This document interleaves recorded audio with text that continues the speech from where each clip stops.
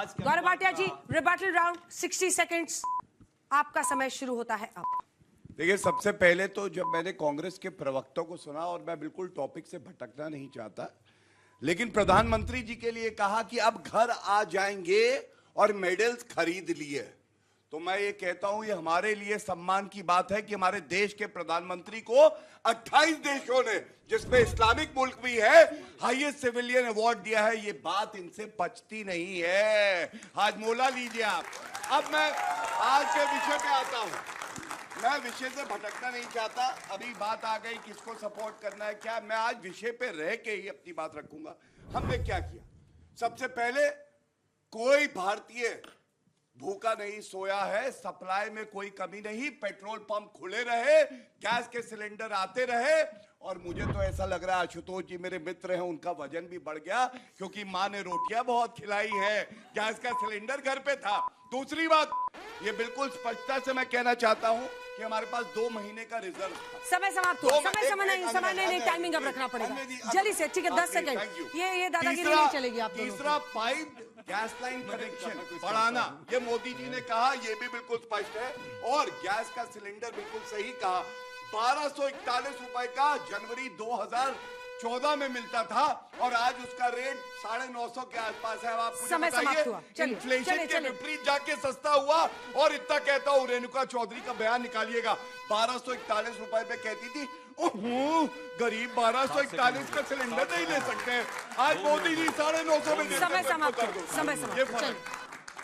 देखिए, गौरव भाई ने बड़ी बड़ी बात की कि भाई प्रधानमंत्री जी तो लगातार एक से एक बातें कर रहे हैं और विदेश में घूम रहे हैं। वाकई ये कहावत है ना, मस्त राम मस्ती में आग लगे बस्ती में। देश चाहे जितना बर्बाद हो जाए, मोदी जी को अपने मेडल से ही चिंता है और मेडल के अलावा उनको कुछ नहीं लेना देना है। ये सच्चाई आप स्वीकारिए। जब देखिए 3 हमारे नाविक इसी ईरान युद्ध के दौरान शहीद हुए, उनको अमेरिकन सैनिकों ने मारा। प्रधानमंत्री जी उसी प्रेस कॉन्फ्रेंस में लगा कि ट्रंप के साथ कुछ बात करेंगे, कहेंगे, चुप्पी। मौन व्रत का तो रिकॉर्ड बनाया है उन्होंने, हर मुद्दे पर मौन व्रत लगाया, चाहे वो महंगाई का मुद्दा हो, बेरोजगारी का मुद्दा हो, नीट पेपर लीक का मुद्दा हो, या अंतर्राष्ट्रीय स्तर पर जब हमारे मान सम्मान आत्मसम्मान की बात है, वहां भी वो मौन व्रत धारण कर लेते हैं। ये मौन धारण करने का जो महारथी हैं, उनसे सिर्फ हम इतना ही जानना चाहते हैं कि भाई कभी कभी इस देश में आइए और जो मन की बात करते हैं, जरा आम जन की भी बात कर ले। लोगों को रोजगार चाहिए, महंगाई से लोग परेशान हैं। देश में ईरान युद्ध के जो परिस्थितियां थी तो थी, अब पेट्रोल डीजल जब इतना अंतरराष्ट्रीय मार्केट में दाम कम हुआ है, फिर भी हम और आप क्यों अपना हमारा जेब आप लूट रहे हैं। 43 लाख करोड़ रुपए का लूट किया इन्होंने पिछले 12 साल में, जब $40 प्रति बैरल। और आज क्या हाल है, आज फिर वही रुपया।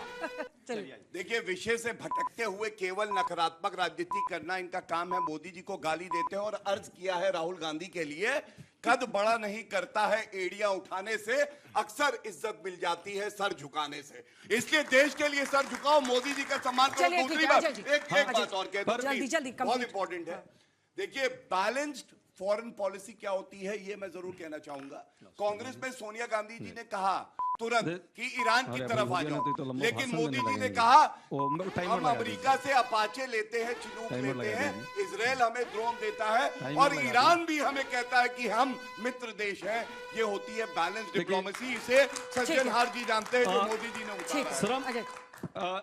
वाकई सर झुकाना चाहिए यदि देश की बात आए, लेकिन देश का सर नहीं झुकना चाहिए। जिस तरह से प्रधानमंत्री जी ने लगातार अमेरिका के यहां जाकर के बिछने का काम किया, इजराइल में जाकर बिछने का काम किया, ईरान के साथ जिस तरह दूरियां बढ़ाने का काम किया, यह स्पष्ट पूरा देश और पूरा विश्व जो है हम पर धिक्कारता रहा कि कैसे प्रधानमंत्री, जो भारत इतना पुराना राहुल गांधी पे धिक्कार रहा है, लेकिन उसके साथ ये ऐसा प्रधानमंत्री जो एक वैसे देश के साथ, इजराइल के साथ जो बच्चों का कत्लेआम कर रहा है, सरेआम विश्व में अशांति फैलाया है, उसके साथ आप खड़े हैं। और भारत के लोगों को धन्यवाद आप दोनों का, बहुत अच्छा, उठाना पड़ रहा है। बहुत अच्छा आप दोनों का। ये सत्यप्रकाश मिश्रा जी, 1 मिनट जरा। अच्छा, एक जल्दी मैं एक बात कहना चाह रहा हूं कि मैं बहुत सारे टीवी डिबेट्स पर इस दौरान 3.5 महीने जब तक युद्ध चला, मैं गया।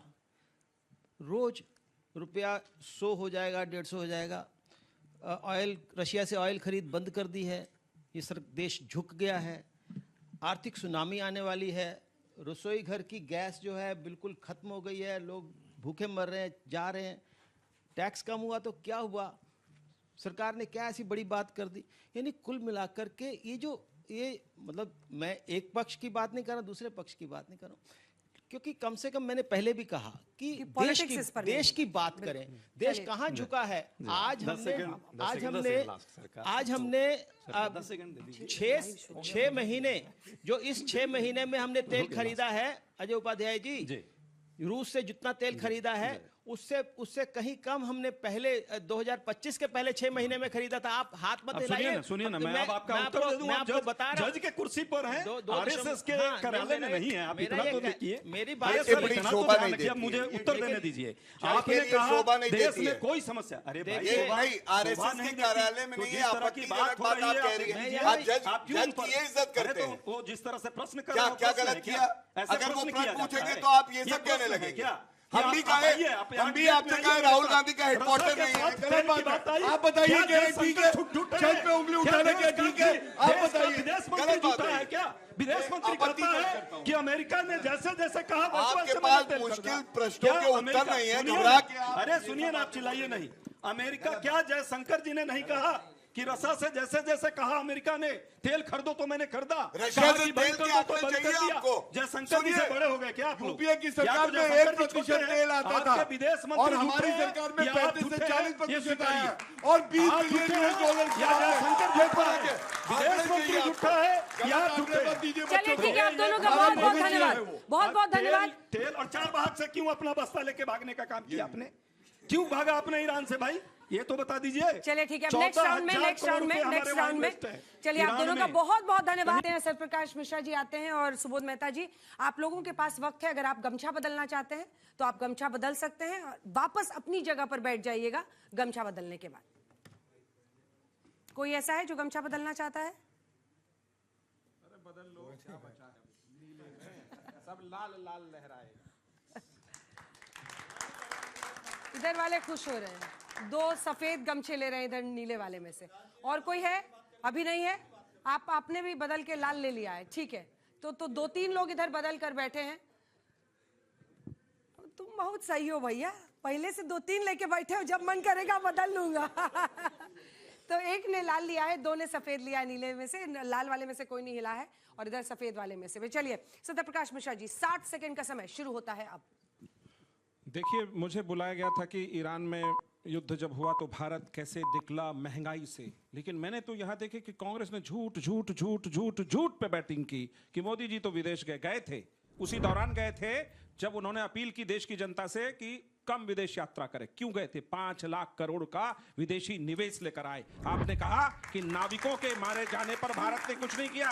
अरे संयुक्त राष्ट्र सुरक्षा परिषद में यह मुद्दा उठा, एस जयशंकर साहब ने वहां के विदेश मंत्री मार्को रूबियस उठाए। सवाल आज ये नहीं, आज है क्या हम महंगाई पर नियंत्रण कर भारत को ईरान के युद्ध के बीच निकाल पाए? बिल्कुल निकाल पाए। कैसे नहीं निकाल पाए? अब राहुल गांधी यूके घूमते हैं तो हम थोड़ी जाते यूके घूमने महंगाई में। आप लोग घूमिए यूके।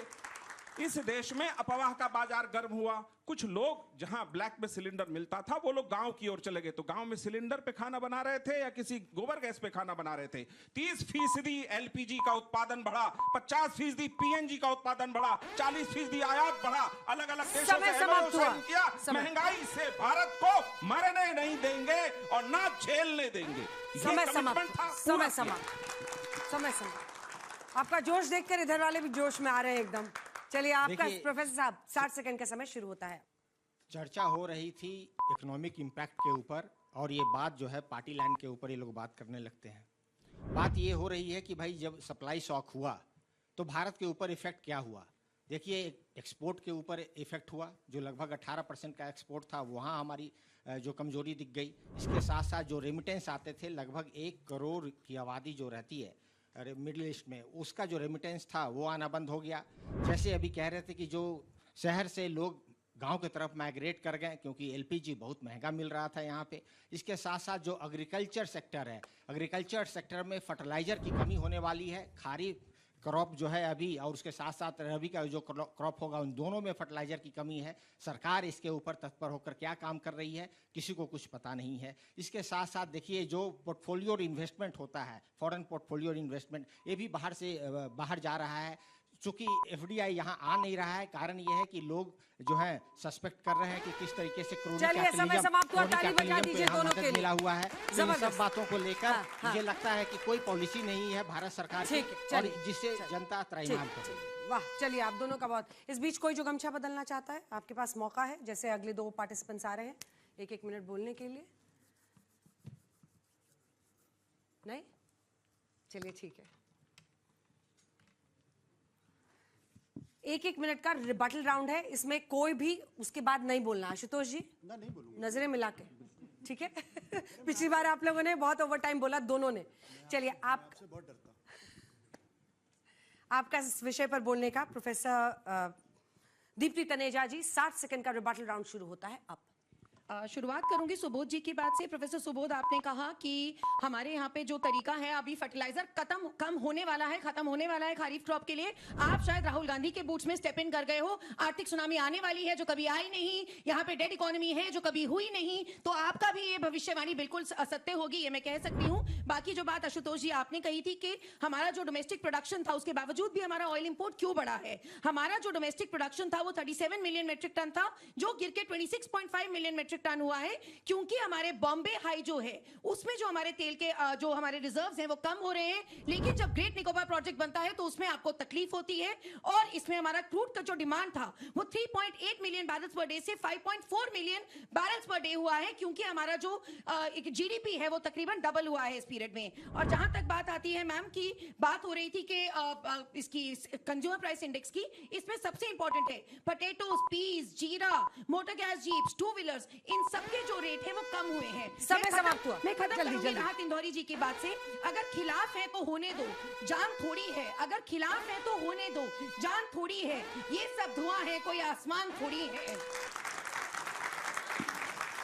चलिए आशुतोष जी, आसमान है या धुआं, आप बताइए।